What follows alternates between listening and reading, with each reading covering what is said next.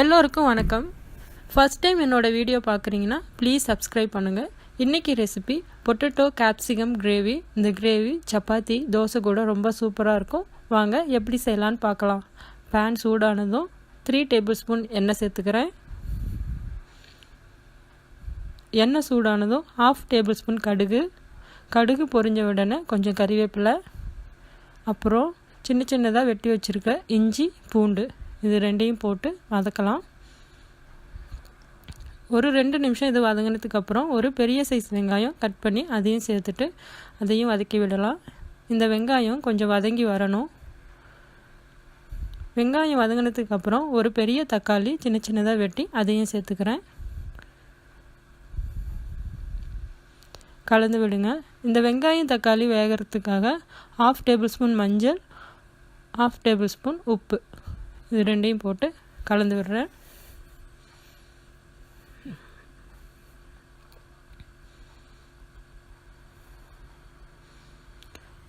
இந்த வெங்காயம் தக்காளி நல்லா மசிஞ்சு வரணும். நல்லா வதக்கி விடுங்க.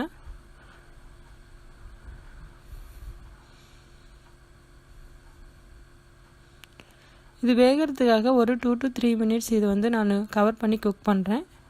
நல்லா வெந்துடுச்சு. இப்போ எல்லா மசாலாவும் சேர்த்துலாம். 1 table spoon coriander powder, 1/2 table spoon ஜீரக பவுடர், 1/4 டீஸ்பூன் கரம் மசாலா, இதெல்லாம் சேர்த்துட்டு பச்சை வாசனை போகிற வரைக்கும் ஒரு 2 மினிட்ஸ் நல்லா வதக்கி விடுங்க. 1 டேபிள் ஸ்பூன் சில்லி பவுடர் அதையும் சேர்த்துட்டு நல்லா வதக்கி விடுங்க. லோ ஃப்ளேமில் இருக்கணும். மசாலா கருக வேணாம். இப்போ நான் இதில் ஒரு உருளைக்கிழங்கு இது மாதிரி எல்லா பீசஸும் ஈக்குவலாக இருக்கிற மாதிரி வெட்டி சேர்த்துக்கிறேன். எல்லா மசாலாவும் உருளைக்கிழங்குல நல்லா ஒட்டுற அளவுக்கு நல்லா கிளறி விடுங்க. கிளறி விட்டுட்டு நான் இப்போது ஒரு 2.5 கப் தண்ணி சேர்த்துறேன். உங்களுக்கு எவ்வளோ கிரேவி வேணுமோ அந்த அளவுக்கு நீங்கள் தண்ணி ஊற்றிக்கோங்க. தண்ணி ஊற்றிட்டு இது நல்லா கலந்துட்டு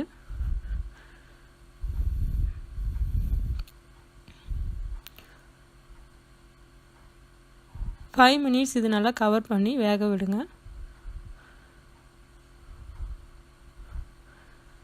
பாருங்கள், உருளைக்கிழங்கு நல்லா வெந்துடுச்சு. கிரேவியும் திக்காயிடுச்சு.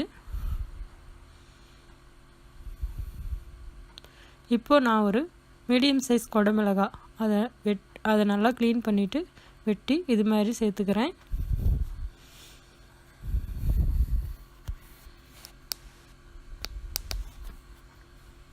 நல்லா கலந்து விடுங்க. குடமிளகாய் ரொம்ப நேரம் வேகக்கூடாது. ரொம்ப வெந்துட்டால் நல்லா இருக்காது. ஓரளவுக்கு க்ரன்ச்சியாக இருக்கணும் சாப்பிடும்போது.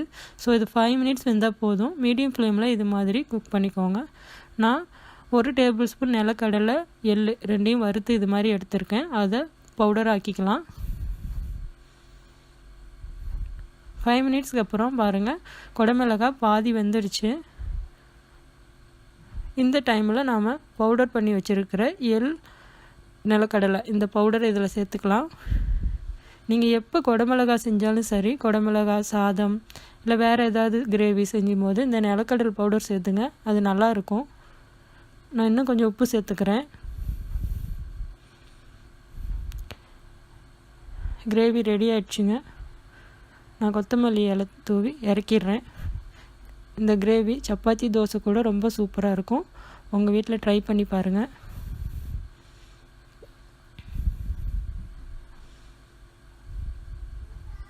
தேங்க்யூ.